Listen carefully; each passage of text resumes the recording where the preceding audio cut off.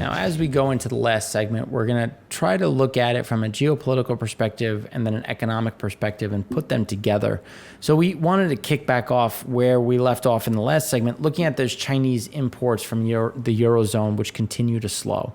And the important thing is looking at Germany, because remember, Germany and China are closely linked when you look at just the flow of goods, which based on what we're seeing is going to go negative over the next month. And it's just because the local Chinese consumer is just hurting. And as we talked about in the first segment, and we have that chart again, China's importing less when you look at just the goods that are coming through the system, and that's going to reverberate and really hit Germany the most, but realistically all of the Eurozone, as that's going to come down and be an anchor on that growth, which is why we see some of that flip. And China, and why China is so important when you look at their credit impulses and their PMI, and what does that mean for global PMIs, for global movements of goods in general. But it's also important to understand they're in their own electricity crisis. And we're going to talk about this in different segments. And we wanted to talk about this one first, looking at Asia has biggest appetite for Russian coal. So remember in the last segment, Europe also bought the most coal from Russia, and now Asia is buying the most coal from Russia. So now they're selling crude, they're selling diesel, they're selling gas, they're selling LNG, and they're selling coal, and they have the world by a string, especially when you look at where a lot of this coal is going to come from. And this is, again, looking at Europe, looking at Asia and other Pacific regions, which is why Australian coal is going to be so important, and why China, even though they have refused to buy from Australia since the issues began on a geopolitical side, it is likely we will see that adjust so that they can help alleviate some of these pains that have continued to happen. So then when you look at the LNG Japanese Korean marker on futures, you can see just how parabolic the LNG market has gone. And that's not just on futures, it's also on spot, which is also at a recent high. Or spot liquefied natural gas in Northeast Asia soared to a fresh record, posting the biggest ever daily move amid a fierce competition for cargoes with Europe. The regional spot LNG benchmark Japan-Korea marker surged $16.65 per million British thermal BTU, higher in just one day to reach 56.326 per MMBTU on Wednesday, according to S&P Global Platts. So you're seeing the competition. This is the designation we try to do between LNG and oil. Every new incremental cargo of LNG is seeing a bidding war. Prices are going up. But then when you look at oil, prices are either flat to down on an OSP level or the next incremental cargo. So which market is tight? And that's when the difference shows between one versus the other, which is why we want to continue to look at, well, are things going to tighten up? If this continues this way, are we going to start to see, not so much on an oil side, but a high sulfur fuel oil and really a distillate level to look at where some of that competition is going to reside? And what does that mean? Well, Gazprom gas storage in Germany is massively low. So when you look at just where this pressure is, it's a lot of this resides in Germany right now versus some of the other regions, as we described in the last segment.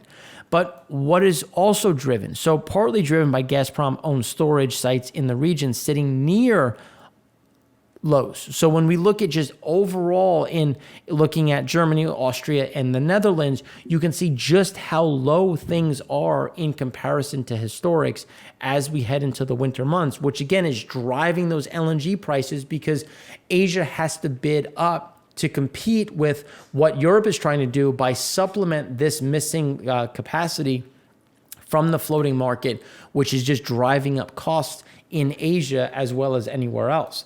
But what is also happening? Well, China is also going on a saber-rattling move. And that's just, they have a lot of issues at home. You know, we talked about Evergrande. We'll talk about Fantasia in a minute. You're seeing a lot of these pressure points. And what are they doing? So this is what we talked about last week. When you look at interesting to note, the border incident with India sits nearly roughly 70 kilometers from a newly constructed operational PLA garrison. And remember, when we were talking about the Tunjun Pass and how some PLA soldiers came across into the Indian side of the demilitarized zone, caused some damage, left 3 hours later. But you're starting to see some of these different friction points. But this is also happening at the same time that Beijing has flown 96 military sorties over 3 days into Taiwan's EEZ zone, or national airspace. This is the saber rattling. Now, when you look at what's happening in India versus China, we're heading into winter. This is the Himalayas. Not exactly conducive to do much. So a lot of the stuff between India and China will be saber rattling. It'll be kind of positions they're taking going into the winter months. But the one that we want to watch is how aggressive they're getting in the South China Sea with Taiwan. And this is coming right at the same time that the U.S. passed not one, but two carrier fleets within the region and really closer to the Philippines on exercises. So then when you take this and look to the next level, so given the recent statement by India, a revisit to the Oxy-Chin conflict zone throws light on a significant increase in construction, repair, and upgrade activity by China. Roads, camps, and allied infrastructure all seem to be focused on improving logistics and connectivity. And remember, this is all happening in front of winter. So when you look at where things are being built, construction sites are ongoing in these different areas. But then when you look at camps and positions, you see the forward site. A lot of these construction sites are to strengthen the supply chain. So essentially keeping them off the front lines. So essentially keeping them away from and a lot of these fallback zones and a lot of these areas that they can then come out with and say, well, we're not putting pressure on the LAC. We're just strengthening but what else are you doing? You're creating the ability to pull down assets very quickly and to strengthen them instantly. So again, this is something to watch as the escalation continues to mount and we see a bigger push into this Oxy-Chin area, which is as of August. So again, they want to wrap this up ahead of that freeze off. But in the meantime, what are we doing? We're seeing these massive flight paths, as you can see on the southern tip of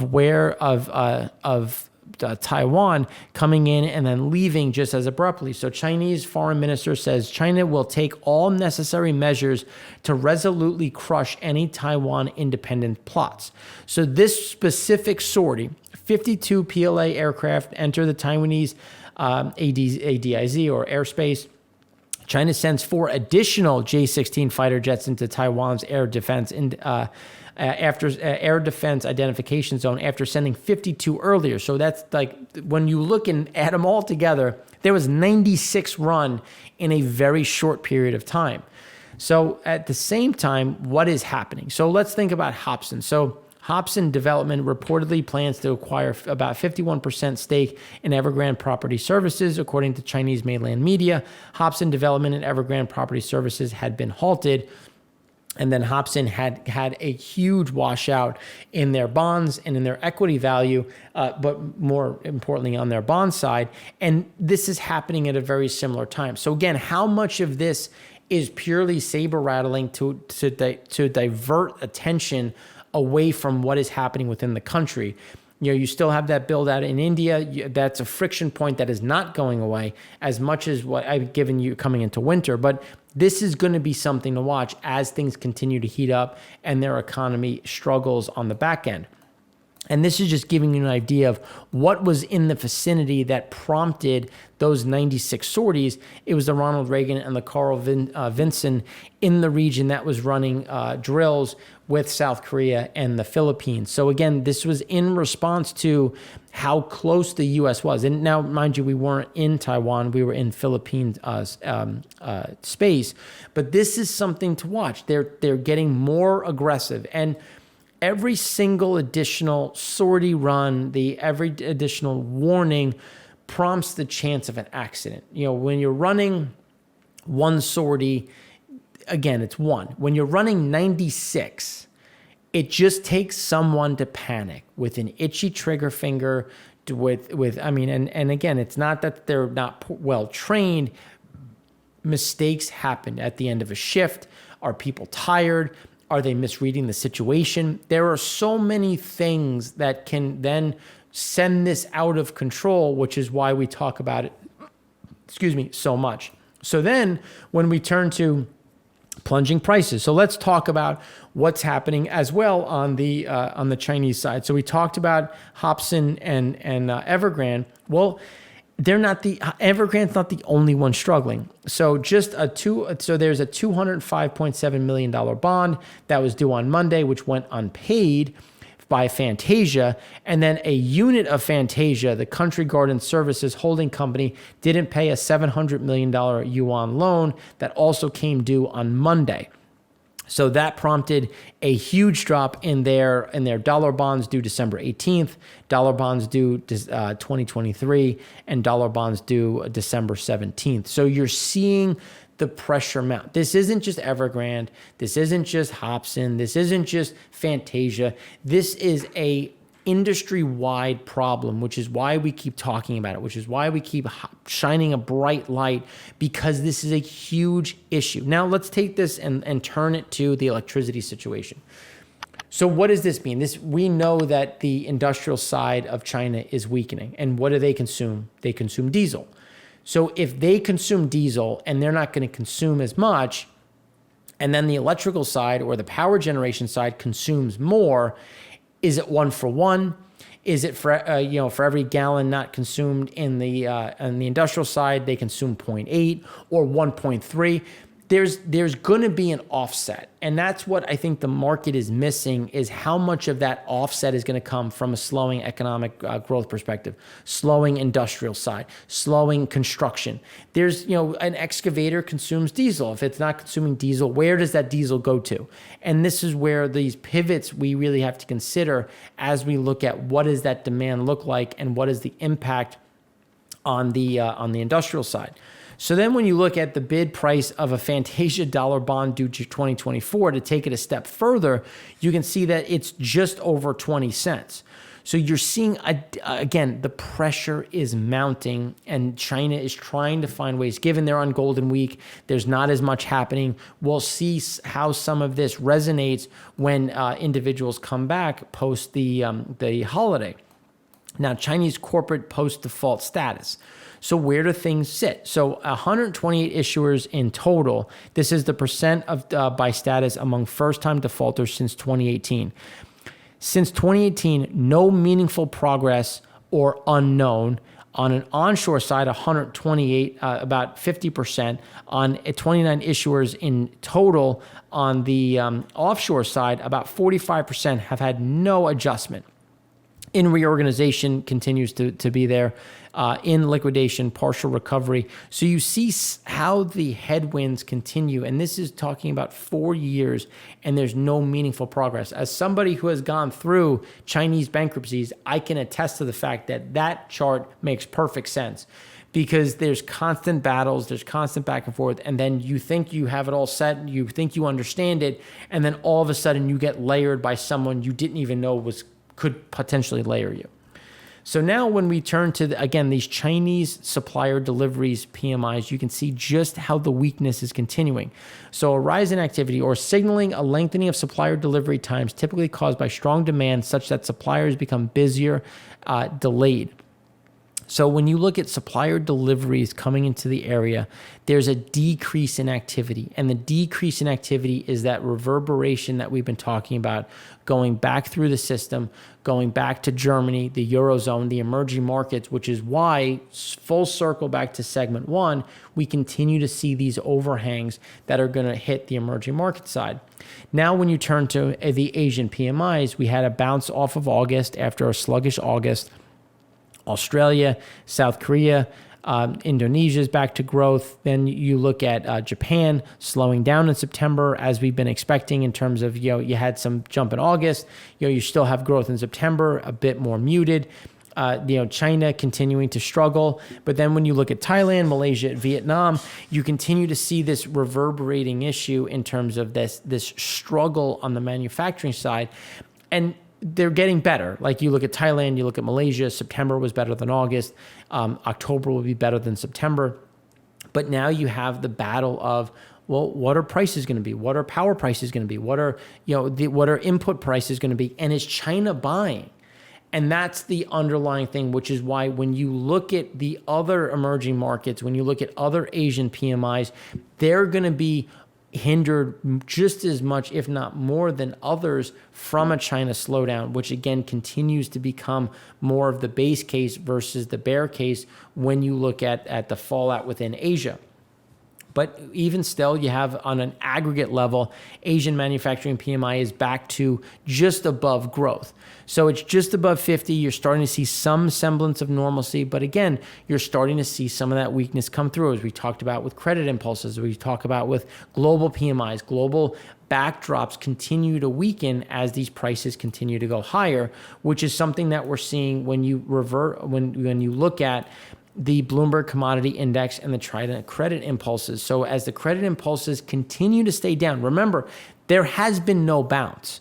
It stopped going down, which is what the target was for the PBOC, but you're not seeing this big recovery. But the Bloomberg Commodity Index continues to shake it off. And this is where we continue to see some of the slowdown. Speaking back to in the industrial side, the construction side, as that comes off, you're going to see steel demand go down. You're going to see copper demand go down, plastics demand go down, which will inherently start to offset. And you'll see some of that. Now, not to say that you can't see demand go elsewhere, especially if you get that coal, that gas to oil switching, but there's just going to be more product available because of this economic slowdown somewhere else. And that's when we start looking at non-manufacturing PMI. As we said, we expected to see a bounce because the consumer that was impacted in August, not as impacted in September. So you got a bounce from 49.8 to 53.2. We expect that now to come back down, still in growth, but come back down. Manufacturing PMI still sluggish, and this is concerning because September, a lot of activity happens prior to Golden Week in order to get some of this finished, and it was in contraction. So composite was a bit better at 51.7. But China manufacturing on the Caxton side, again, coming in right in line. So here's where we continue to see a lot of these overhangs. So then when we turn and we look to South Korea, so South Korea coming in fairly strong. Exports were expected at 16, came in at 16.7. Imports at 31% versus the expected of 28%. That, again, is showing that there's going to continue to be a decent amount of opportunity. Imports are front run a lot of exports. So it just means that exports are going to continue to be strong. Then when you look at manufacturing, you had a little bit of a recovery again, coming at 52.4 versus the previous month of 51.2. As you saw that decline coming into the decline of COVID cases, you have the holiday that was trying to get done ahead of it. Again, a lot of things moving in a positive momentum, even as inflation continues to go up. Now, on the opposite side, India is facing a lot of headwinds post-September. So when we look at PMI in manufacturing, last month it was 52.3. In September, 53.7. PMI services last month was 56.7, came in at 55.2. That is where we can actually continue to see, we expect to see declines on both the manufacturing and services side. Bringing the composite was last month was 55.4, came in at 55.3. India's contraction is going to accelerate, and it's really driven by the rural side as well as the city base, and that's something that we're going to talk about more in a minute. So then when you factor all this together, the volumes in Chinese housing markets already look seasonally very low before the Moon Festival. So when you look at where things are going, housing sales are continuing to slow down. You're seeing a lot of pressure. And this was before we even really got to where the pressure is continuing to increase. And as these things continue, that will again reverberate down through the system and make a lot of these softening numbers worse, especially when you look at the ASEAN and India country. If more Chinese workers were deflationary, what will fewer be? And this is what we keep talking about. We have seen time and time again, the cost of labor in China is going up. So when you look at what is happening and the activity there, you're seeing inflation on multiple levels, which is impacting the amount of capacity and where you're going to invest your next incremental dollar. It's not going to be in China. And we're already seeing corporations divest or diverge in terms of where they were planning on investing and where they're going to invest.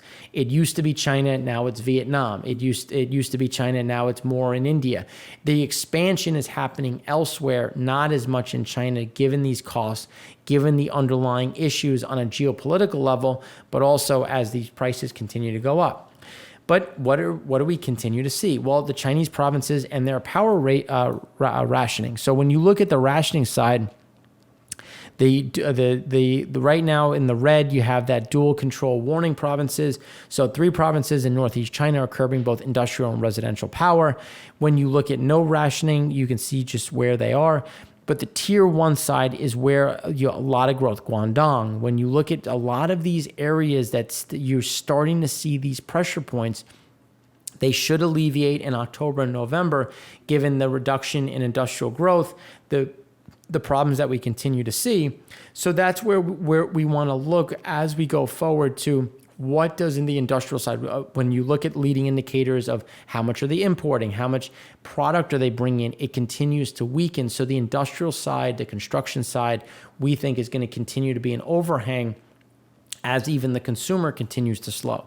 So taking this chart and thinking about that chart in general, when you look at the National Development and Reform Commission, China's macro planner on Wednesday issued a statement explaining the agency's policy tools to address the issue of power shortages. The country has been suffering very disruptive power.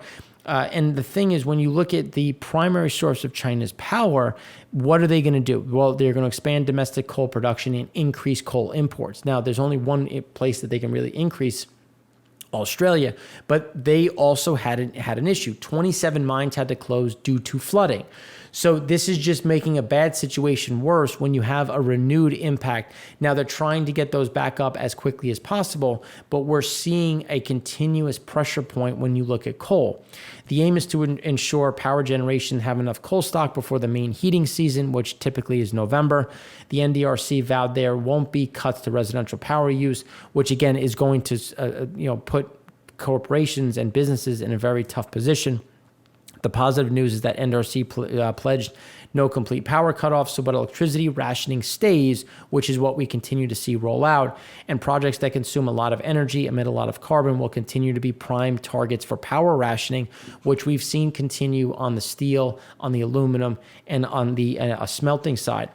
And that's again going to be bad news for those industries. The NDRC will let provincial power prices rise. That is very important as we're starting to see prices kind of true up, not fully, but we're seeing some of that pricing able to get passed on.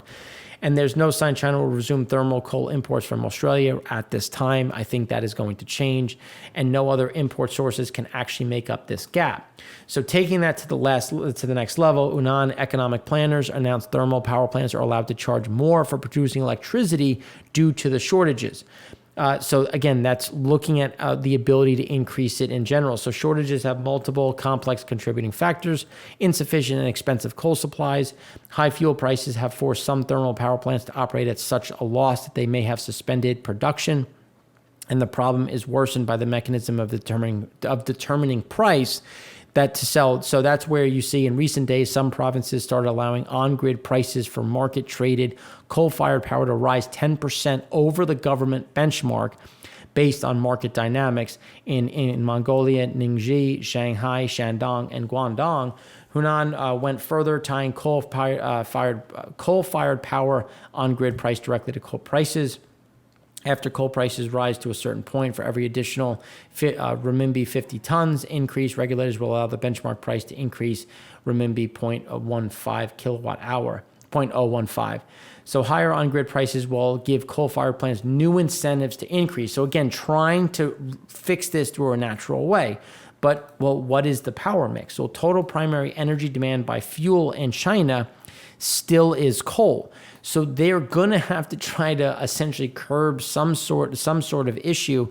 And what are they going to do? I think they're going to have to renege and start pulling down more from Australia to close some of this gap. So then when you look at, okay, well, has China's ban on Australia coal backfired? The answer is yes. So Australian coal exports to Australia, to China through a floor. Rotterdam coal future prices exploded. You get an idea of kind of how they're going to look to adjust some of this in general. But then what has that done? So electricity price for industrial use has been fairly flat while you've seen coal prices. So this is why we're starting to see some of that alleviation of tying it closer to coal prices to incentivize additional consumption. But even if you do that, the days of coal inventory continue to fall and have to be replenished ahead of the heating season, which is something that they're going to have to do something with Australia, especially after those 27 mines went down. But they also have weaker metals output, which will help bring some of that electricity generation down as crude steel output collapsed, in accordance to rationing, in accordance to capping. Because remember, in January, they capped the amount different entities could use electricity, how much they could actually burn, and how much carbon they could emit. And a lot of them have reached that level, which will also help bring down some of that electricity demand and adjust some of that generation as that smelting abates. So China's demand for thermal power has never grown as much as this year. In a sign of how worried Chinese officials are, Premier Li has vowed that every effort will be taken to maintain economic growth. China will ensure the needs of basic livelihoods are met and will keep industrial and supply chains stable. Also cited saying by China's national radio during a meeting with foreign diplomats. That was the kind of clarification of at all costs. At all costs for them means the cost of life and the cost of politics. It's less about I'm just going to pay any price. It's we have to weigh, for the greater good, does this make sense? And that's why I think they're indicating there's going to be some softness with what that relationship is with Australia. And the change in cumulative thermal power through August exploded. But now you also had a lot of industries running hot ahead of Golden Week. And I think you're going to see a lot of that fall off. Now, China's PMI industrial output, you're getting industrial production continues to come through a floor. It continues to fall below pre-pandemic levels. The manufacturing PMI is going to get pulled down, as well as that official. Again, all of this is just showing less consumption of stuff, less consumption of raw materials, less consumption of electricity, which will help alleviate, but at the same time is pointing to a much bigger slowdown within China. As we see the official number from China Manufacturing PMI expected at 50, coming in at 49.6. But new export orders continue to fall. This isn't the first time it's fallen. This is now the third time that we've seen in a contractionary level. As new export orders decline, they're not gonna have to source the same amount of volume, which again is indicating a much bigger decline within China. So then when you look at manufacturing PMI from Caxton, right, just above growth, but Caxton market China manufacturing PMI new export orders are also showing that slowdown. We're just not seeing the growth on the new export side, which is showing how much things are slowing down in the region. Then internally, Macau hotel occupancy rate going right through the floor in a negative territory.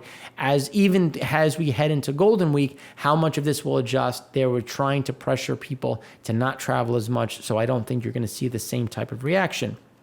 Now, South Korea, on the other hand, survey manufacturing still coming in strong, non-manufacturing still staying elevated. So you're seeing this bifurcation. South Korea continues to kind of bump along, seeing some of this strength while others fade, especially India. Real economic indicators for the week ended October 3rd show a big decline. Employment fell, consumer sentiment down, retail and recreation activity declined, and there was less congestion on roads. Moving the other way, power demand and flight departures saw a slight increase. So you're seeing, again, this overhang that's continuing. And this is what's drawing down India expectations. You're seeing economic slowdown really start to persist, which again is an underlying problem that we continue to see, especially coming out of India. So, but at the same time, PMI services were up. This is where we see some of this coming back down. GDP, as we've talked about, is already starting to get reweighted, and we see services, because remember, in the most recent chart, employment fell and consumer sentiment fell, which is going to be a direct impact to services, which we're going to see that again pull lower. We're also going to see the pressure on the rural output index. So when you look at the output, the index is coming down, but growth is negative. So that's going to, again, pull down that output side, again, also slowing the need for diesel. The need for demand is going to continue to abate as we look at what is happening within India on the underlying. Then when you look at the employment gap, work demanded under the rural job guarantees and the employment provided. So you're seeing a widening gap as the government is unable to meet some of these benefits, which again is just going to take more money out of the consumer, more money out of their pockets, and limit the overall growth that we're expected to see. As agriculture input inflation has risen sharply, wholesale food prices have gone down, but input cost has exploded, and eventually you're going to have to see that come down through the system, which is just going to impact the consumer even more as we see a lot of this continue, again, impacting India and India and China are the biggest nations there, and we continue to see this move in the wrong direction on the demand side and on the economic growth side, which is going to weigh on global growth as we continue to see this roll through. So if you have any questions, you can find me on Twitter at MarkFNY, in the comment section, or on my email, mrossano@c6capitalholdings.com. We appreciate your time. Hopefully this was helpful. Please like, share, subscribe. And as always, we hope you have a great night. Thanks for watching. I'm Mark Rossano, founder and CEO of C6 Capital Holdings, coming to you from Primary Vision Network.